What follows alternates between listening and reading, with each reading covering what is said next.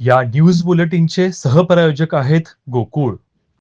कोल्हापूर महानगरपालिकेने भाडेतत्त्वावर सुरू केलेल्या रस्ते डांबरीकरणाच्या कामाला शहर आणि उपनगरात मोठी गती मिळाली असली तरी काही खासगी ठेकेदारांच्या निष्काळजीपणामुळे नागरिकांना दुहेरी त्रास सहन करावा लागत आहे. डांबरीकरण पूर्ण झाल्यानंतर रस्त्याच्या कडेने मोठ्या आकारातील खडयुक्त माती पसरल्याने धूळ, घसरटपणा व अपघातांची शक्यता वाढली आहे. या मातीमुळे लहान चाकांच्या TVS सारख्या दुचाक्यांचे तसेच शालेय मुलांच्या सायकलींचे घसरण्याचे प्रमाण वाढले असून अनेक अपघाताच्या घटना समोर येत आहेत. दुपारच्या वेळी उन्हात ही माती अधिक कोरडी होत असल्याने वाहने जाताना मोठ्या प्रमाणात धूळ उडत आहे.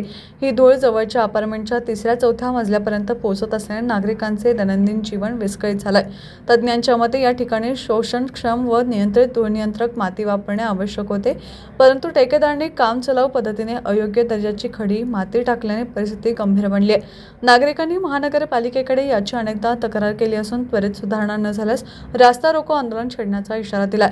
नागरिकांची मागणी अशी की महानगरपालिकेने ठेकेदारांकडून या त्रुटी तात्काळ सुधारून घ्याव्यात आणि योग्य दर्जाची माती वापरण्यास सक्ती करावी, अन्यथा नव्याने तयार झालेल्या रस्त्यावरच बसून आंदोलन करण्याची वेळ आम्हाला येईल असा संताप नागरिकांनी व्यक्त केला आहे.